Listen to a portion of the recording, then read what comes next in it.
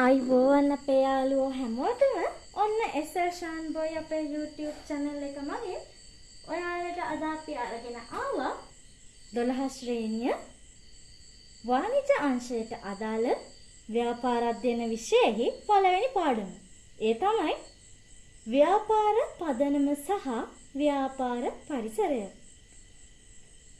ඊට කලින් මම ඔයාලට මතක් කරනවා අපේ SL Shan Boy YouTube channel එක subscribe කරලා like එකකුත් දාලා bell icon එකත් click කරලා ඔයාලා මේ වීඩියෝ එක ගැන මොකක්ද හිතෙන්නේ කියලා පොඩි comment එකකුත් දාගෙන යන්න. ඒක අමතක කරන්නේ නැතුව කරලා අපි අපේ පාඩමට අවධානය යොමු කරමු.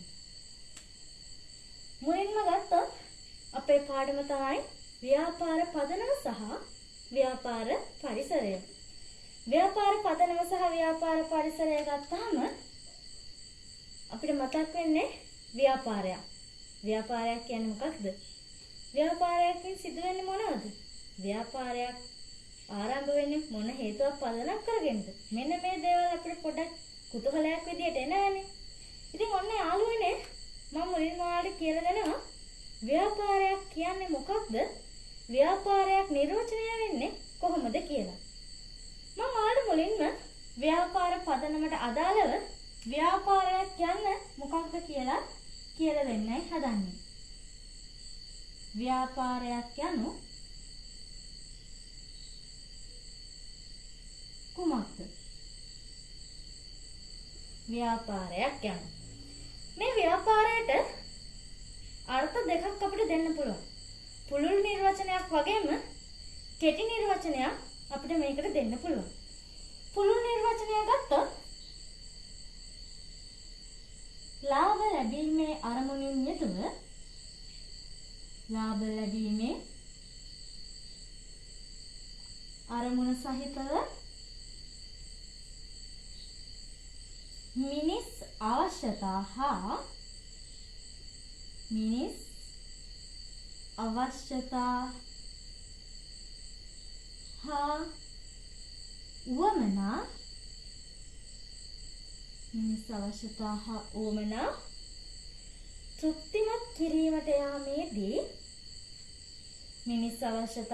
උවමනා තෘප්තිමත් කිරීමට යාමේදී අවශ්‍ය භාණ්ඩ හා සේවා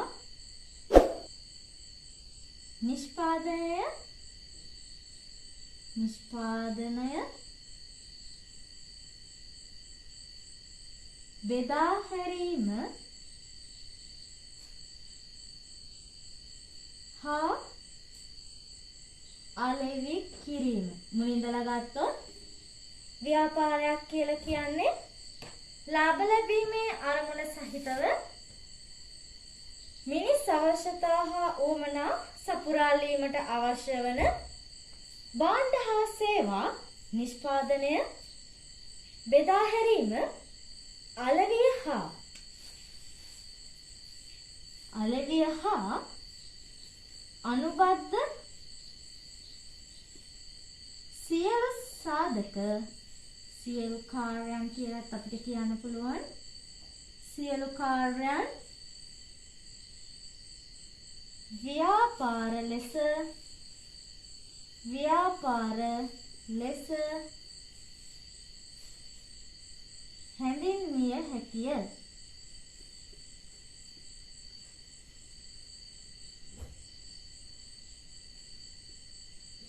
මුලින්දන් කිව්වොත් ව්‍යාපාරයක් කියලා කියන්නේ ලාභ ලැබීමේ අරමුණ සහිතව මිනිස් අවශ්‍යතා හා උවමනා සපුරාලීමට යාමේදී භාණ්ඩ හා සේවා නිෂ්පාදනය බෙදා හැරීම අලෙවිය හා අනුබද්ධ සියලුම කාර්යයන් ව්‍යාපාරයක් ලෙස හැඳින්විය හැකිය. මේක තමයි අපේ ව්‍යාපාරයක් කියන එකේ පුළුල් නිර්වචනය. ඒ වගේම එහෙම නැත්නම් අර්ථකථනය. ව්‍යාපාරයක් යනු ලාභ ලැබීමේ අරමුණ සහිතව මිනිස් අවශ්‍යතා හා උවමනා සපුරා ගැනීමට යාමේදී භාණ්ඩ හා සේවා නිෂ්පාදනය, බෙදා හැරීම, අලෙවිය හා අනුබද්ධ සියලු කාර්යයන් ව්‍යාපාරයක් විදියට හඳුන්වන්න පුළුවන්. හරි. අපි එහෙනම් ඊළඟට බලමු ව්‍යාපාරයක අපි දැන් බැලුවේ පුළුල් නිර්වචනයනේ. ඒ වගේම සරල නිර්වචනය මොකක්ද කියලා.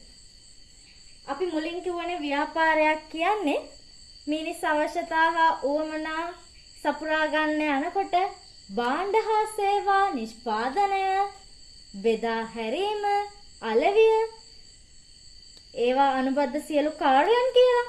ඉතින් අපි මේ අපේ ව්‍යාපාරයක් කියන නිර්වචනය සරල විදියට මෙන්න මෙහෙම අපිට කියන්න පුළුවන්. ව්‍යාපාරයක් යනු මිනිස් අවශ්‍යතා හා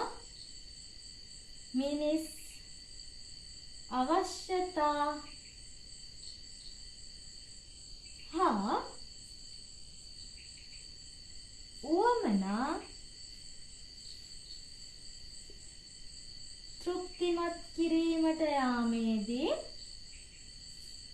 එහෙම නැත්නම් තෘප්තිමත් කිරීමේදී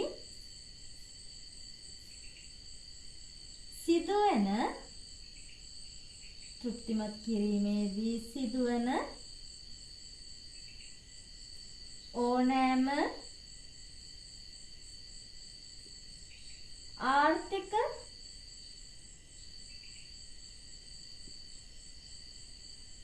කටයුත්තක්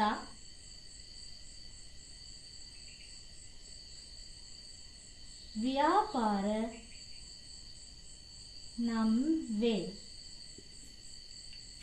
මිනිස් අවශ්‍යතා හා උවමනා තෘප්තිමත් කිරීමේදී සිදුවන ඕනෑම ආර්ථික කටයුත්තක් ව්‍යාපාර නම් වේ. මෙන්න මේක තමයි අපේ සරල නිර්වචනය. මේකෙදි ව්‍යාපාරයක් අපි කියනවානේ මිනිස් අවශ්‍යතා හා උවමනා තෘප්තිමත් කිරීමට හැදිලා තියෙන්නේ කියලා. එහෙනම් අපි බලමු අවශ්‍යතා කියන්නේ මොනවද කියලා. අවශ්‍යතා. අපි ඕනම කෙනෙක්ට සමාජයේ ජීවත් වෙනකොට අවශ්‍යතා කියලා දෙයක් ඇති වෙනවා. මේ අවශ්‍යතා අපි කියනවා නම් අවශ්‍යතා තියෙන්නේ බොහොම අල්ප ප්‍රමාණයක්. මේ අවශ්‍යතා ඉටු කරගන්න තමයි උවමනා ඇති වෙන්නේ. මෙන්න මේකෙදි අපි අවශ්‍යතා නිර්වචනය කරනවා මිනිසා විසින්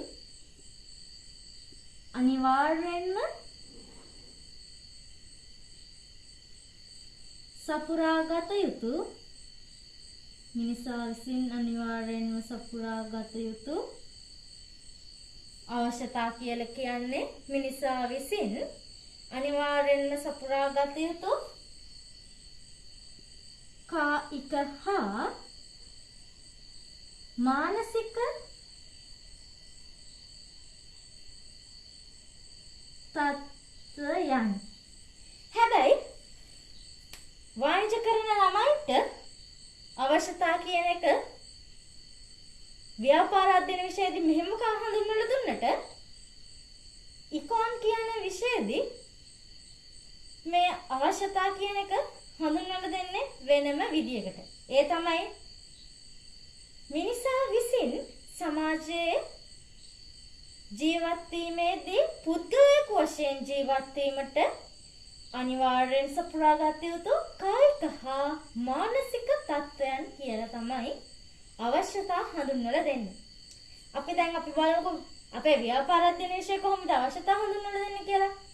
අවශ්‍යතා කියලා කියන්නේ මිනිසා විසින් අනිවාර්යෙන්ම සපුරාගත යුතු කායික හා මානසික තත්ත්වයන් අවශ්‍යතා නමින් හැඳින්වේ.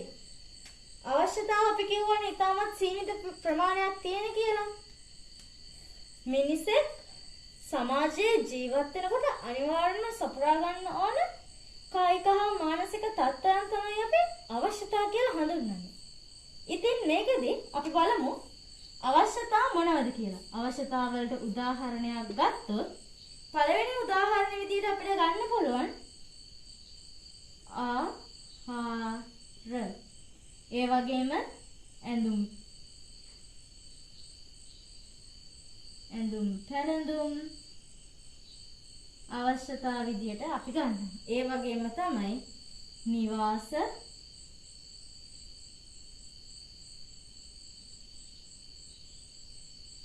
තව ගොඩක් තියෙනවා අවශ්‍යතාන.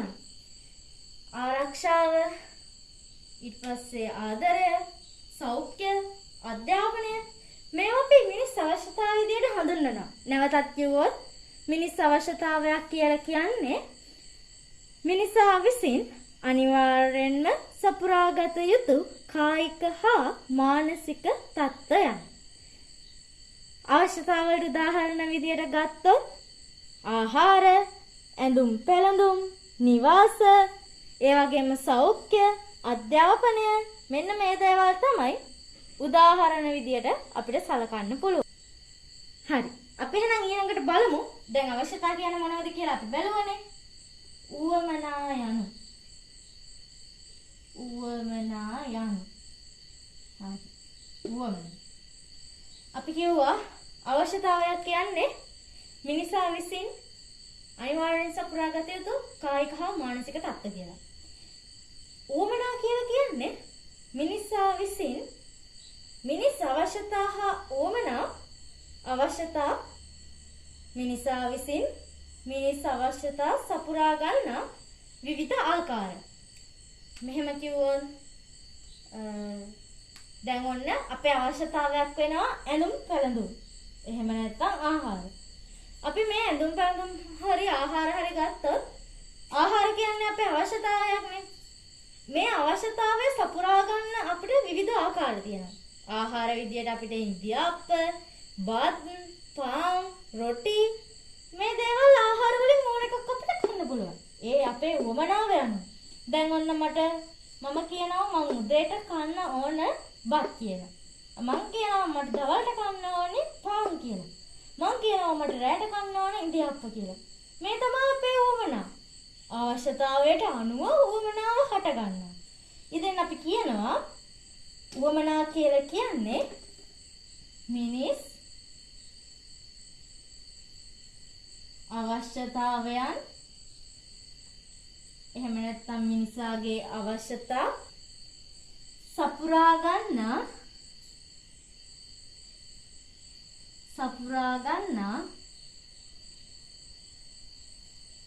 විවිධ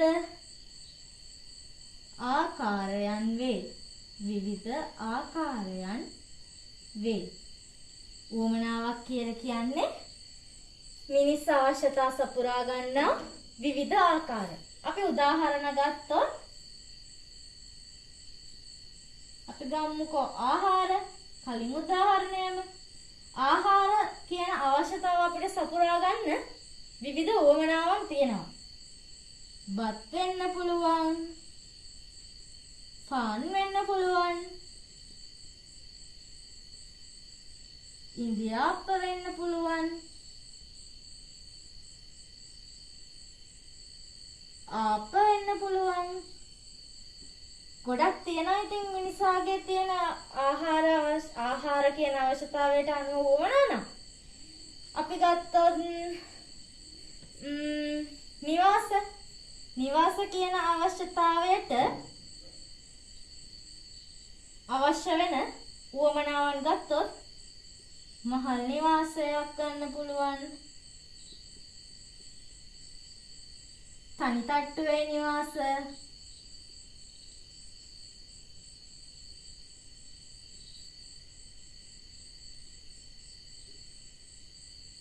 ඊට පස්සේ අපිට ගන්න පුළුවන් තව ගත්තොත් නිවාස වලට උදාහරණයක් විදියට මහල් නිවාස, තනි තට්ටුවේ නිවාස, තව අපි කියනවා නම් තට්ටු නිවාස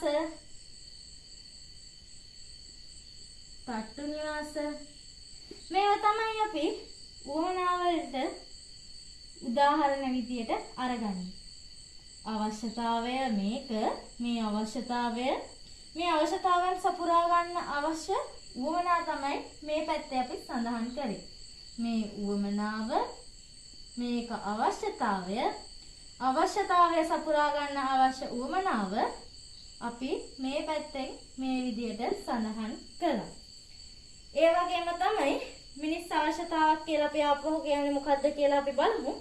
මිනිස් අවශ්‍යතාවයක් කියලා කියන්නේ මිනිස් උවමනාව අවශ්‍යතාවයක් කියලා කියන්නේ මිනිසා විසින් අනිවාර්යෙන් සපුරාගත යුතු කායික මානසික තත්ත්වයන්.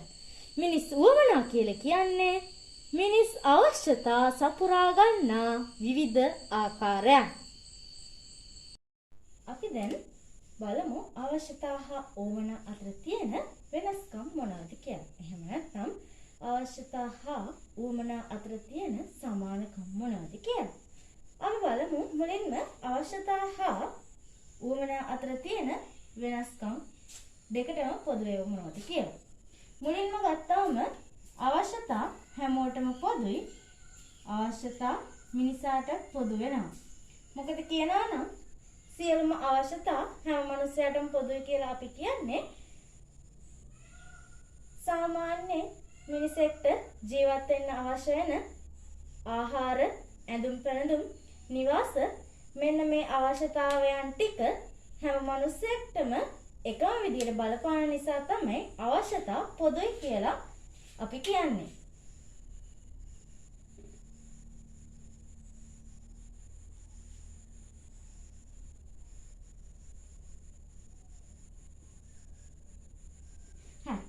අපි දැන් බලමු උවමනා කොහොමද කියලා. උවමනා මිනිස්යාගෙන් මිනිස්යාට වෙනස් වෙන නිසා අපි උවමනා ටික පුද්ගලයාගෙන් පුද්ගලයාට වෙනස් වෙනවා කියලා කියන්න පුළුවන්. උවමනා පුද්ගලයාගෙන්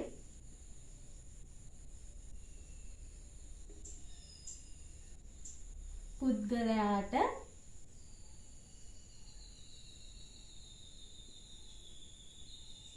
වෙනස් වෙනවා. වෙනස් වෙයි. අපි එහෙම කියන්න හේතුව සමාජයේ ඉන්න මිනිස්සු 10ක් ගත්තොත් 10ගෙම අවශ්‍යතාවයට අනුව තියෙන උවමනාව වෙනස් වෙනවා. එකිනෙකාට තියෙන උවමනාව වෙනස් වෙනවා. උදාහරණයක් විදියට ගත්තොත් ආහාර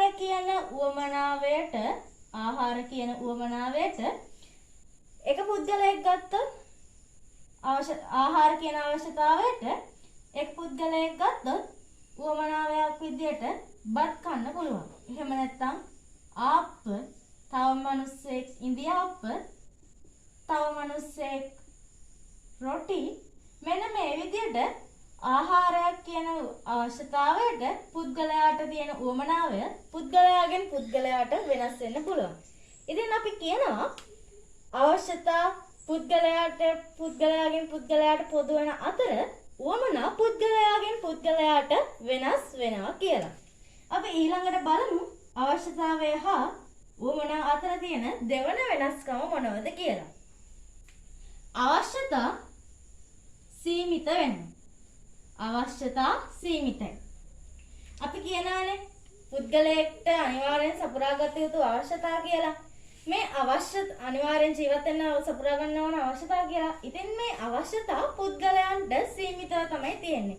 ගත්තොත් ප්‍රවාහනය, ආහාර, ඇඳුම් පැළඳුම්, නිවාස මෙන්න මේ දේවල් පුද්ගලයාගෙන් පුද්ගලයාට වෙනස් වෙන නිසා තමයි අවශ්‍යතා සීමිතයි කියලා කියන්නේ. අපි ඊළඟට බලමු උවමනාවල. උවමනා පුද්ගලයාගෙන් පුද්ගලයාට වෙනස් වෙනවා වගේම උවමනා අසීමිතව තියෙනවා. උදාහරණයක් විදියට ගත්තොත් ආහාර කියන අවශ්‍යතාවයට බත්, ආප්ප, ඉන්දියාප්ප, රොටි, පාන්, පිට්ටු මෙන්න මේ වගේ උවමනාවන් ගොඩක් තියෙනවා. ඉතින් අපි කියනවා උවමනා අසීමිතයි කියලා. අපි ඊළඟට බලමු අවශ්‍යතාවයක් හා උවමනාවත් අතර තියෙන තුන්වෙනි වෙනස් වීම මොකක්ද කියලා. අවශ්‍යතා මිලදී ගත නොහැක උවමනා මිලදී ගත හැක. අපිට අවශ්‍යතාවයක් විදියට ගත්තොත් ආහාර ඊට පස්සේ ප්‍රවාහනය සෞඛ්‍ය මේ දේවල් අපිට මිලදී ගන්න බෑ. හැබැයි උවමනාවන් වලට තියෙන බත්, ඉන්දියාප්ප රොටි, ඒ වගේම දුම්රිය මාර්ග, දුම්රිය සේවය, ඊට පස්සේ වෙනත් ආකාරයෙන් බස් රථවල ගමන් කිරීම, මේ වගේ දේවල් අපිට මුදල් වලට අරගන්න පුළුවන්. ඉතින් අපි කියනවා අවශ්‍යතා මිලදී ගත හැක, මිලදී ගත නොහැක, උවමනා මිලදී ගත හැක කියලා. අවශ්‍යතා මිලදී ගත නොහැක, උවමනා මිලදී ගත හැක. ඉතින් ඊළඟට අපි බලමු තවත් වෙනස්කමක් අවශ්‍යතා හා උවමනා අතර. උවමනා නිර්මාණය කරන්න පුළුවන්, අවශ්‍යතා නිර්මාණය කරන්න බෑ. අවශ්‍යතා නිර්මාණය කළ නොහැක, උවමනා නිර්මාණය කළ හැකිය. අපි බලමු අවශ්‍යතාවවලදී අවශ්‍යතාවයක් කියන්නේ ආහාර අපිට නිර්මාණය කරන්න බෑ. ඒත් ආහාර වලට තියෙන උවමනාවයක් තමයි බත්, රොටි, ඉන්දියාප්ප, ආප්ප අපිට මේ දේවල් නිර්මාණය කරන්න පුළුවන්. ඉතින් අපි කියනවා අවශ්‍යතා නිර්මාණය කළ නොහැක, උවමනා නිර්මාණය කළ හැකිය කියලා. ඊළඟට අපි බලමු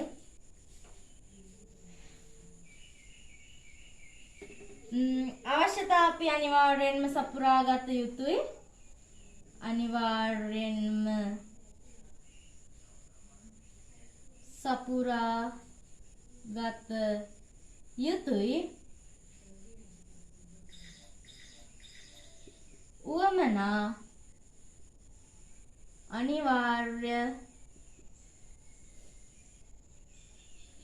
අනිවාර්ය නොවේ. අපි කියවනේ අවශ්‍යතා කියලා කියන්නේ මිනිසා විසින් අනිවාර්යෙන්ම සපුරා ගත යුතු කායික හා මානසික තත්ත්වයන්. උවමනා කියලා කිව්වේ මිනිසා විසින් අවශ්‍යතා තෘප්තිමත් කිරීමට ගන්නා විවිධ තත්ත්වයන්. ඉතින් මේකෙදි කියනවා අවශ්‍යතා අනිවාර්යෙන්ම සපුරා ගන්න ඕන, උවමනා අනිවාර්යෙන්ම සපුරා ගන්න ඕන නැහැ කියලා. ආහාර කියන අවශ්‍යතාවය අපිට අනිවාර්යෙන් සපුරා ගන්න ඕන. හැබැයි ඒකට තියෙන උවමනාවන් නන බත්, ආප්ප, ඉන්දියාප්ප රොටි වලින් අපිට ඕනනම් බත් විතරක් කන්න පුළුවන්, ආප්ප විතරක් කන්න පුළුවන්, ඉන්දියාප්ප විතරක් කන්න පුළුවන්, රොටි විතරක් කන්න පුළුවන්. ඉතින් මේ දේවල් ගත්තම උවමනාව වලින් අපිට ඉන්දියාප්ප අවශ්‍ය වෙන්නේ නැහැ, රොටි අවශ්‍ය වෙන්නේ නැහැ. මොකද බත්, ඉන්දියාප්ප රොටි නැතුව බත් අපිට කන්න පුළුවන්, ආප්ප නැතුව බත්, ඉන්දියාප්ප රොටි කන්න පුළුවන්. ඉතින් අපි ඒ වගේදී කියනවා අවශ්‍යතා අනිවාර්යෙන් සපුරා ගත යුතු උවත් උවමනා අනිවාර්යෙන් සපුරා ගත යුතු නොවේ කියලා. ඊළඟට අපි ගත්තොත්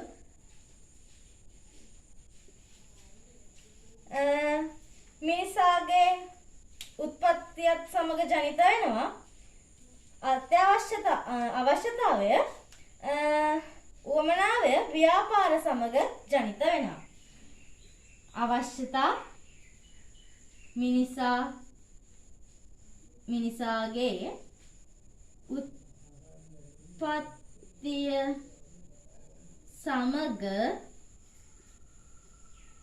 ජනිත වන අතර උවමනා ව්‍යාපාර සමග ජනිත වේ.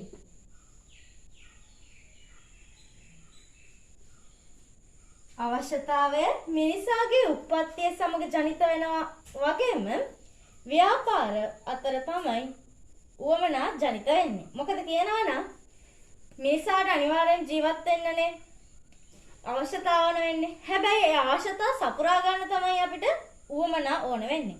උවමනා මිනිසා විසින් නිර්මාණය කරනවා. හැබැයි අවශ්‍යතාවයන් මිනිසාට නිර්මාණය කරන්න බෑ. ඉතින් මිනිසාගේ උත්පත්තියත් සමග ජනිත වෙන දෙයක් තමයි අවශ්‍යතාව කියලා කියන්නේ.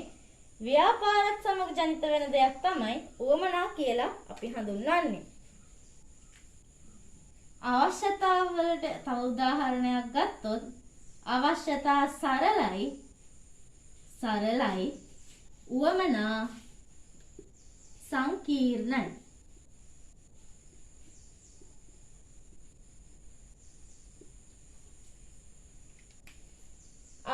අවශ්‍යතා සරල වෙනවා.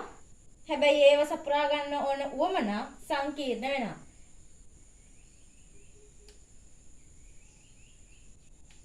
ඊළඟට ගත්තොත් සමාජ බලවේග මගින්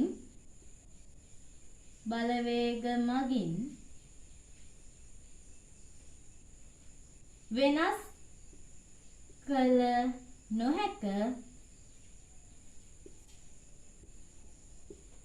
සමාජ බලවේග මගින් වෙනස් කළ හැක. අවශ්‍යතා සමාජ බලවේග මගින් වෙනස් කරන්න බෑ. හැබැයි උවමනා සමාජ බලවේග මගින් වෙනස් කරන්න පුළුවන්. මොකද පුද්ගලයාගෙන් පුද්ගලයාට සිදුවන අවශ්‍යතා හා උවමනා වෙනස් වෙන නිසා.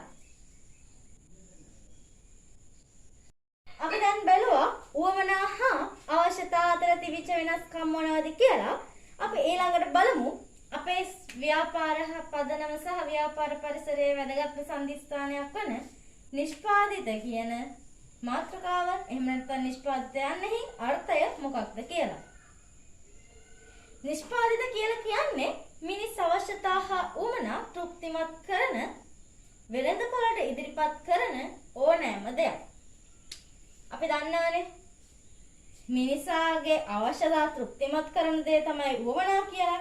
ඉතින් මේ උවමනා සපුරා ගන්න වෙළඳපොළට ඉදිරිපත් කරන දෙයක් තමයි නිෂ්පාදිත කියලා කියන්නේ.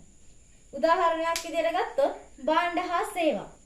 භාණ්ඩ හා සේවාවල මිනිසා විසින් භාණ්ඩ හා සේවා මිනිසාව තෘප්තිමත් කරන්න තමයි නිෂ්පාදනය වෙලා තියෙන්නේ. ඉතින් අන්නේ නිෂ්පාදනය කරලා වෙළඳපොළට ඉදිරිපත් කරන ඕනෑම දෙයක් නිෂ්පාදිත කියලා හඳුන්වනවා. මාතෘකාව තමයි අපේ ඊළඟ නිෂ්පාදිත. නිෂ්පාදිත කියලා කියන්නේ මිනිස් අවශ්‍යතා හා උවමනා මිනිස් අවශ්‍යතා හා උවමනා තෘප්තිමත් කරන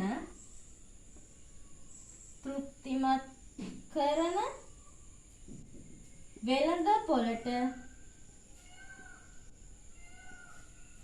ඉදිරිපත් කරන ඕනෑම දෙයකි. නිෂ්පාදිත කියලා කියන්නේ මිනිස් අවශ්‍යතා හා උවමනා තෘප්තිමත් කරන වෙළඳපොළට ඉදිරිපත් කරන ඕනෑම දෙයක් නිෂ්පාදිත කියලා හඳුන්වන්න පුළුවන්. උදාහරණයක් විදිහට භාණ්ඩ හා සේවා. භාණ්ඩ හා සේවා තමයි මේකේ ප්‍රධානම උදාහරණය. ඉතින් අපි ගත්තොත් නිෂ්පාදිත කියලා කියන්නේ ආපහු කියමු මිනිස් අවශ්‍යතා හා උවමනා තෘප්තිමත් කරන වෙළඳපොළට ඉදිරිපත් කරන ඕනෑම දෙයක් වේ. එහෙනම් අපි බලමු භාණ්ඩ හා සේවා අතර තියෙන වෙනස්කම් මොනවද කියලා. භාණ්ඩ හා සේවා අතර තියෙන වෙනස්කම් මොනවද කියලා. අපි බලමු භාණ්ඩ හා සේවා අතර වෙනස්කම්. මේ පැත්තේ අපි භාණ්ඩ, මේ පැත්තේ සේවා. හරි. භාණ්ඩ හා සේවා අතර වෙනස්කම් අපි මුලින්ම ගත්තොත් භාණ්ඩ භෞතික පැවැත්මක් තියෙනවා. සේවා භෞතික පැවැත්මක් නැහැ. අපි ලියාගෙන ඉමු ඉස්සෙල්ලා භාණ්ඩ භෞතික පැවැත්මක් ඇත. සේවා භෞතික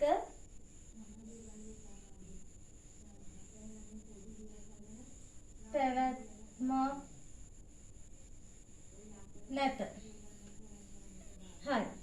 අපි ගත්තොත් භාණ්ඩ හා සේවාවල පළවෙනි වෙනස්කම තමයි භෞතික පැවැත්මක් ඇත සහ භෞතික පැවැත්මක් නැත කියලා. අපි ගත්තොත් මේ මාකර් පෙන් එක. මේ මාකර් පෙන් එක භාණ්ඩයක්. මම දැන් ඔයාලට මේ දෙයක් කියලා දීලා කරන්නේ එක සේවාවක්. අපිට මේ භාණ්ඩය අල්ලන්න පුළුවන්. හැබැයි අපි මම ඔයාලට ලබා දෙන සේවාව ඔයාලට අල්ලන්න බෑ. උදාහරණයක් විදිහට ගත්තොත් 17 එකක් කියන්නේ භාණ්ඩයක්. ගුරු සේවාව, වෛද්‍ය සේවය, ප්‍රවාහන සේවය මේ වගේ දේවල් සේවාවන් විදිහට අපිට ගන්න පුළුවන්. හැබැයි ඒ ගුරු සේවය අපිට අතින් ස්පර්ශ කරන්න බෑ. ඒකට භෞතික පැවැත්මක් නැති නිසා. ඒ වගේම තමයි භාණ්ඩ වලට භෞතික පැවැත්මක් තියෙනවා. අවකාශයේ මෙන්න මෙතන ඉඩක් අපිට අරගන්න පුළුවන්. මේ මාකර් පෙන් එකට හැබැයි ගුරු සේවයට මෙතන ඉඩක් ගන්න අපිට බෑ. මේ මාකර් පෙන් එකට මෙතන මෙහෙම ඉඩක් දෙන්න පුළුවන්. හැබැයි ගුරු සේවයට ඉඩක් දෙන්න බෑ. ඉතින් අපි කියනවා භාණ්ඩ භෞතික පැවැත්මක් ඇත. සේවා භෞතික පැවැත්මක් නැත කියලා. ඊළඟට ගත්තොත් භාණ්ඩ සපයන්නාගෙන් වෙන් කරන්න පුළුවන්. සේවා සපයන්නාගෙන් වෙන් කරන්න බැහැ කියලා. භාණ්ඩ සපයන්නාගෙන් වෙන් කළ හැක. සපයන්නාගෙන්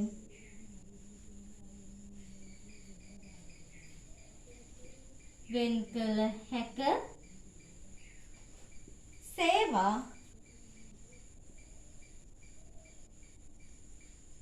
සපයන්නාගෙන්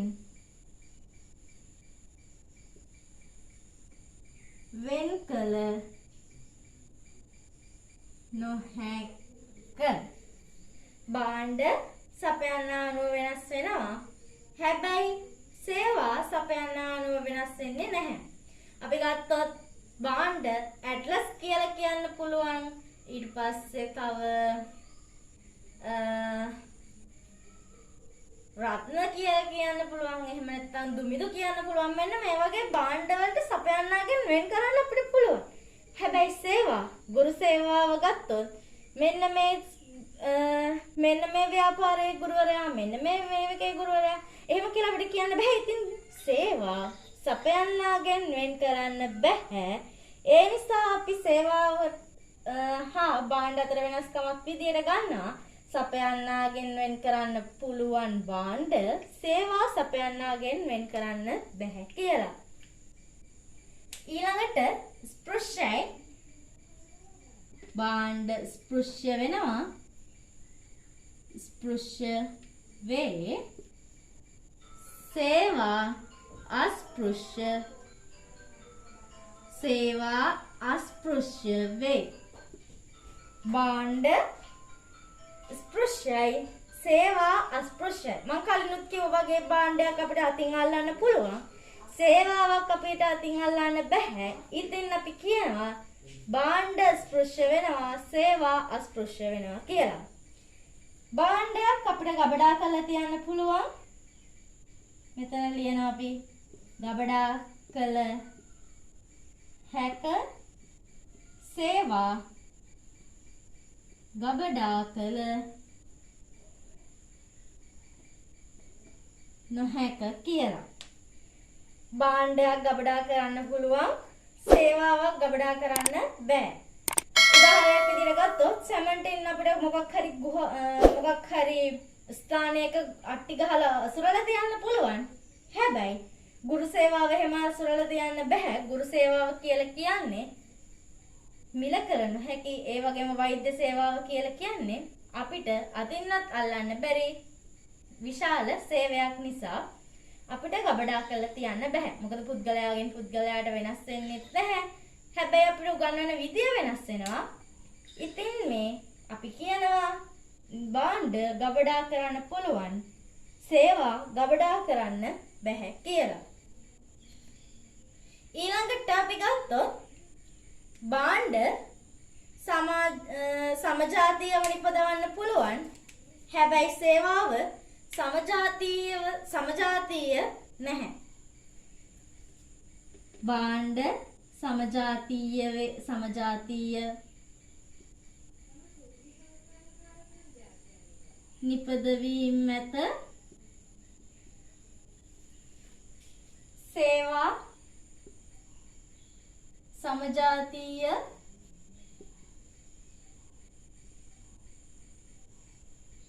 නොවේ.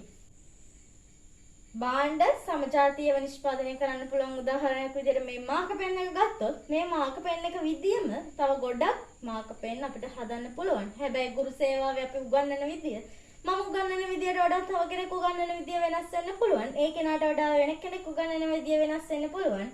ඉතින් අපි කියනවා සේවා සමජාතීය නොවේ. හැබැයි භාණ්ඩ අපිට එක විදියට නිෂ්පාදනය කරන්න පුළුවන් හින්දා අපි කියනවා භාණ්ඩ සමජාතීය නිෂ්පාදන ඇත කියලා. ඉතින් අපි නිෂ්පාදිත වලින් මිනිස් අවශ්‍යතා හා උවමනා සපුරා ගන්නවා කියලා මුලදීත් කිව්වා. නැවතත් අපි මතක් කරොත් නිෂ්පාදිත කියලා කියන්නේ මිනිස් අවශ්‍යතා හා උවමනා තෘප්තිමත් කරන වෙළඳපොළට ඉදිරිපත් කරන ඕනෑම දෙයක් නිෂ්පාදිත වේ. නිෂ්පාදිත කියලා කියන්නේ මිනිස් අවශ්‍යතා හා උවමනා තෘප්තිමත් කරන වෙළඳපොළට ඉදිරිපත් කරන ඕනෑම දෙයක්. උදාහරණයක් විදියට ගත්ත භාණ්ඩ හා සේවා. භාණ්ඩ හා සේවාවල පළවෙනි කොටස තමයි පළවෙනි වෙනස්කම තමයි භෞතික පැවැත්මක් ඇත. සේවා භෞතික පැවැත්මක් නැත. භාණ්ඩ සපයන්නාගෙන් වෙන් කරන්න පුළුවන්. සේවා සපයන්නාගෙන් වෙන් කරන්න බෑ. හැබැයි භාණ්ඩ ස්පෘශ්‍යයි සේවා අස්පෘශ්‍ය වෙනවා. භාණ්ඩ ගබඩා කරලා තියන්න පුළුවන්. සේවා ගබඩා කරලා තියන්න බෑ. භාණ්ඩ සමජාතීය නිපදවීම් තියෙනවා. හැබැයි සේවා සමජාතීය නිපදවීම් නැහැ. මෙන්න මේ ලක්ෂණත් එක්ක භාණ්ඩ හා සේවා මගින් අපිට නිෂ්පාදිත ගොඩනැගිලා නිෂ්පාදිත මගින් මිනිස් අවශ්‍යතා හා උවමනා තෘප්තිමත් කරන්න පුළුවන්. අපි දැන් නිෂ්පාදිත පිළිබඳව සොයලා බැලුවා. අපි ඊළඟට බලමු වෙළඳපොළ මොන වගේද කියලා. නිෂ්පාදිත කියන්නේ මොකක්ද කියලා අපි බැලුවා. අපි දැන් බලමු වෙළඳපොළ කියන්නේ මොන වගේද කියලා. අපි මාතෘකාවක් ලියා ගන්නවා. වෙළඳපොළ කියලා අපි මාතෘකාව ලියාගෙන අපි මුලින්ම ලියනවා වෙළඳපොළක් කියන්නේ මොකක්ද කියලා. ගැනුම්කරුවන් හා විකුණුම්කරුවන් මුණ ගැසෙන හා භාණ්ඩ හා සේවා අලෙවි කරන ඕනෑම තත්ත්වයක් වෙළඳපොළක් කියලා. වෙළඳපොළක් කියලා කියන්නේ ගැනුම්කරුවන් හා විකුණුම්කරුවන් සේල්ස්මන්ලා විකුණුම්කරුවන් එකට මුණ ගැසෙන ගැනුම්කරුවන් හා විකුණුම්කරුවන් එකට මුණ ගැසෙන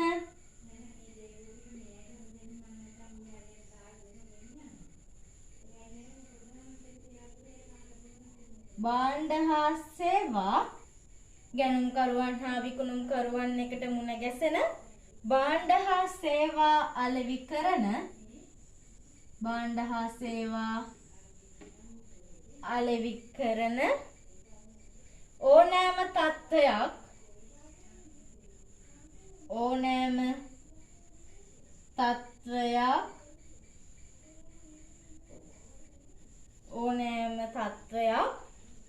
වෙළඳපොළ නම් වේ. වෙළඳපොළයි. එහෙම ලියමුකෝ. වෙළඳපොළ නම් වේ කියනට වඩා වෙළඳපොළයි කියලා අපි ලියමුකෝ. වෙළඳපොළ කියලා කියන්නේ ගැනුම්කරුවන් හා විකුණුම්කරුවන් එකට මුණ ගැසෙන භාණ්ඩ හා සේවා අලෙවි කරන ඕනෑම තත්ත්වයක්.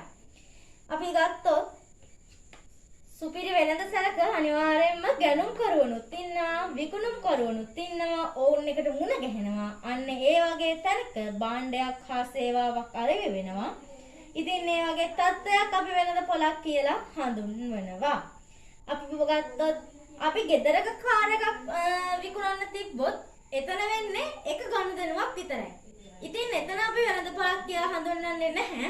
හැබැයි රෙදි කඩයක් බැංකුවක් මෙන්න මේ වගේ තැන් අපිට වෙළඳ පොලක් කියලා හඳුන්වන්න පුළුවන්.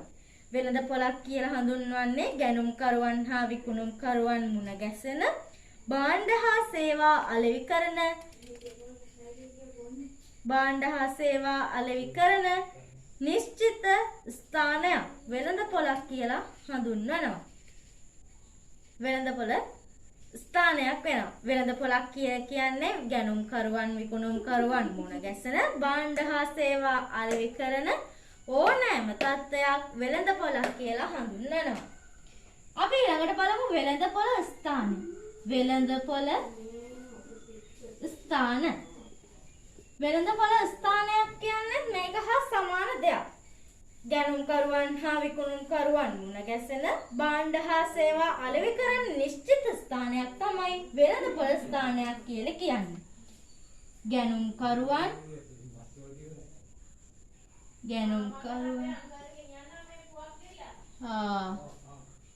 විකුණුම් කරුවන්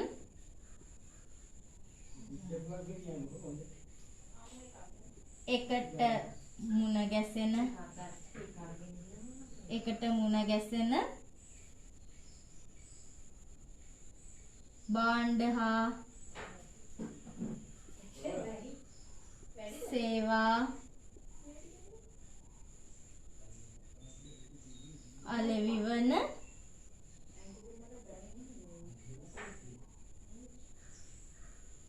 නිශ්චිත ස්ථානයක්.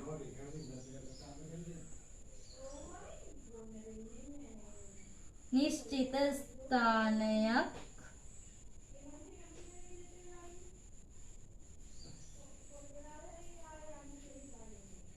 වෙළඳ පොල ස්ථානයක් වේ. ගැනුම් කරුවන් හා විකුණුම් කරුවන් එකට මුණ ගැසෙන භාණ්ඩ හා සේවා අලෙවි වන නිශ්චිත ස්ථානයක් වෙළඳ පොල ස්ථානයක් වේ. ගැනුම් කරුවන් හා විකුණුම් කරුවන් එකට මුණ ගැසෙන භාණ්ඩ හා සේවා අලෙවි වන නිශ්චිත ස්ථානයක් වෙළඳ පොල ස්ථානයක්. මම අර උදාහරණ කලින් කිව්ව විදිහටම සුපිරි වෙළඳ සැල්, බැංකු අන්න ඒ වගේ දේවල්. අපි ඊළඟට බලමු වෙළඳ පොල අවකාශය කියන්නේ මොකක්ද? අපි බලමු වෙළඳ පොල අවකාශය කියන්නේ මොකක්ද කියලා. වෙළඳ පොල අවකාශය කියන්නේ අන්තර්ජාලය ආශ්‍රිතව විද්‍යුත් මාධ්‍ය සමග බැඳුණු වෙළඳ පොල. අන්තර්ජාලය හා බැඳුණු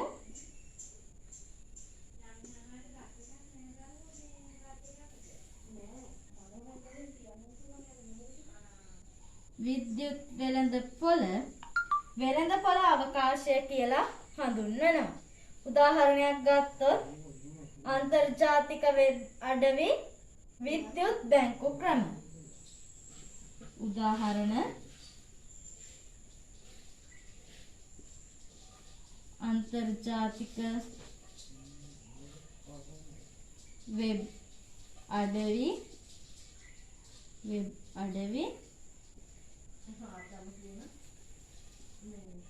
විද්‍යුත් බැංකු ක්‍රම. හරි. අපි අද කතා කරපු පාඩමේ අන්තර්ගතය බලමු. මුලින්ම අපි කතා කරා ව්‍යාපාරයක් කියන්නේ මොකක්ද කියලා. ව්‍යාපාරයක් කියලා කියන්නේ මිනිස් අවශ්‍යතා හා උවමනා තෘප්තිමත් කිරීමට ඇති ඕනෑම ආර්ථික කටයුත්තක්. ඒ යටතේ අපි ගත්ත අවශ්‍යතා කියන්නේ මොකක්ද කියලා. අවශ්‍යතා කියලා කියන්නේ මිනිසා විසින් අනිවාර්යෙන්ම සපුරා ගත යුතු කායික හා මානසික තත්ත්වයන්. උවමනා කියලා කියන්නේ මිනිස් අවශ්‍යතා සපුරා ගන්නා විවිධ ආකාර. ඒ යටතේ අපි ගත්තා අවශ්‍යතා හා උවමනා අතර තියෙන වෙනස්කම්. අවශ්‍යතා හා උවමනා අතර වෙනස්කම් ගත්තොත් අවශ්‍යතා පොදුයි, උවමනා පුද්ගලයාගෙන් පුද්ගලයාට වෙනස් වෙනවා. අවශ්‍යතා සීමිතයි. උවමනා අසීමිතයි. අවශ්‍යතා ප්‍රාථමිකයි. උවමනා ද්විතීකයි. අවශ්‍යතා මිලදී ගන්න පුළුවන්. අවශ්‍යතා මිලදී ගන්න බැහැ. උවමනා මිලදී ගන්න පුළුවන්. අවශ්‍යතා නිර්මාණය කළ නොහැක. උවමනා නිර්මාණය කළ හැක. අවශ්‍යතා අනිවාර්යෙන්ම සපුරා ගන්න ඕන. උවමනා අනිවාර්යෙන්ම සපුරා ගත යුතු නොවේ. අවශ්‍යතා සරලයි. උවමනා සංකීර්ණ වෙනවා. ඒ වගේම තමයි මිනිසාගේ උත්පත්තියත් සමග ජනිත වෙන දෙයක් තමයි අවශ්‍යතා කියලා කියන්නේ. උවමනා කියලා කියන්නේ ව්‍යාපාර සමග ජනිත වෙන දෙයක්. ඒ යටතේ අපි ගත්ත නිෂ්පාදිත කියලා කියන්නේ මිනිස් අවශ්‍යතා හා උවමනා තෘප්තිමත් කරන වෙළඳපොළට ඉදිරිපත් කරන ඕනෑම දෙයක්. ඒ යටතේ අපි උදාහරණයක් විදියට ගත්ත භාණ්ඩ හා සේවා. භාණ්ඩ හා සේවා අතර වෙනස්කම් ගත්තොත් භෞතික පැවැත්මක් ඇත. භාණ්ඩවල සේවාවල භෞතික පැවැත්මක් නැහැ. භාණ්ඩ සපයන්නාගෙන් වෙන් කරන්න පුළුවන්. සේවා සපයන්නාගෙන් වෙන් කරන්න බැහැ. භාණ්ඩ ස්පෘශ්‍යයි. සේවා අස්පෘශ්‍ය වෙනවා. භාණ්ඩ ගබඩා කරන්න පුළුවන්. සේවා ගබඩා කරන්න බැහැ. භාණ්ඩ සමජාතීයව නිෂ්පාදනය කරන්න පුළුවන්. සේවා සමජාතීයව නිෂ්පාදනය කරන්න බැහැ. අපි ඊට පස්සේ බැලුවා වෙළඳපොළ කියන්නේ මොකක්ද කියලා. වෙළඳපොළ කියලා කියන්නේ ගැනුම්කරුවන් හා විකුණුම්කරුවන් මුණ ගැසෙන භාණ්ඩ හා සේවා අලෙවි කරන ඕනෑම තත්ත්වයක් වෙළඳපොළක් කියලා. වෙළඳපොළ ස්ථානයක් කියලා කියන්නේ ගැනුම්කරුවන් හෝ විකුණුම්කරුවන් මුණ ගැසෙන භාණ්ඩ හා සේවා අලෙවි කරන නිශ්චිත ස්ථානයක් වෙළඳපොළ ස්ථානයක් වෙනවා. ඊළඟට අපි බැලුවා වෙළඳපොළ අවකාශය කියන්නේ මොකක්ද කියලා. වෙළඳපොළ අවකාශය කියලා කියන්නේ අන්තර්ජාලය ආශ්‍රිතව විද්‍යුත් මාධ්‍ය සමග බැඳුණු වෙළඳපොළ. එහෙමකට උදාහරණ අන්තර්ජාතික වෙබ් අඩවි, විද්‍යුත් බැංකු ක්‍රම. එහෙනම් අද අපි SL ෂාන්බෝ YouTube channel එක මගින් ඔයාලට අරගෙන ආවේ 12 ශ්‍රේණිය ව්‍යාපාර අධ්‍යයන විෂයට අදාළ පළවෙනි පාඩම. ව්‍යාපාර පදනම හා ව්‍යාපාර පරිසරය. අද කොටස අපි මෙතනින් අවසන් කරනවා. නැවත ඊළඟ වීඩියෝවෙන් අපි අපේ වෙළඳපොළ අපේ ව්‍යාපාර පදනම හා ව්‍යාපාර පරිසරයේ ඊළඟ පාඩම ඊළඟ කොටස අපි ඔයාලට අරගෙන එනවා. මම නැවතත් ඔයාලට මතක් කරනවා SL ෂාන්බෝයි අපේ YouTube channel එකට like එකක් දාලා අපේ channel එක subscribe කරලා bell icon එකත් click කරලා comment එකක් දාන්නත් අමතක කරන්න එපා. ඉතින් ඔයාලා හැමෝටම සුබ දවසක්.